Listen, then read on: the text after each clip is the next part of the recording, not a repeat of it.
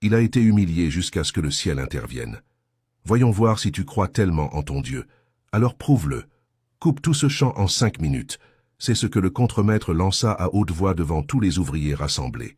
Son ton était plein de mépris, ses yeux brillaient d'orgueil.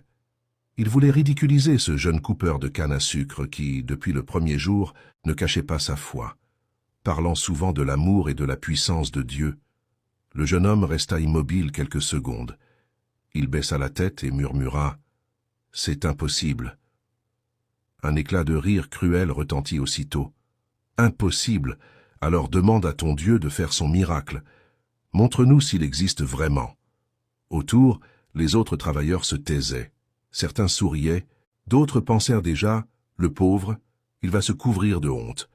Mais lui, sans se défendre, serra sa machette contre sa poitrine, ferma les yeux et pria en silence. « Seigneur, toi qui connais mes limites, donne-moi la force que je n'ai pas, donne-moi le courage que je n'ai plus et fais ce que je ne peux pas faire. » Puis il leva sa machette. Au premier coup, un vent puissant se leva, sifflant à travers les tiges de canne.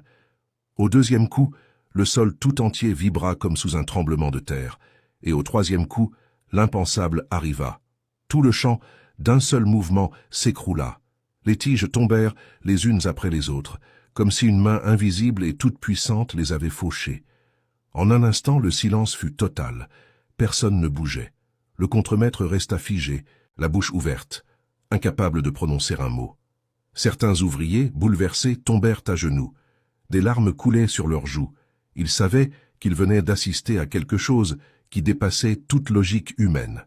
Alors, le jeune coupeur de canne releva doucement la tête et dit d'une voix calme mais remplie d'assurance « Voici le Dieu de l'impossible, celui qui agit quand tout le monde doute, celui qui répond quand personne d'autre ne le peut, celui qui ne m'a jamais abandonné, même quand vous vous êtes tous moqués de moi. » Moralité. Si ce n'était qu'une simple histoire drôle, tu la partagerais sans réfléchir. Mais ici, c'est une leçon de foi.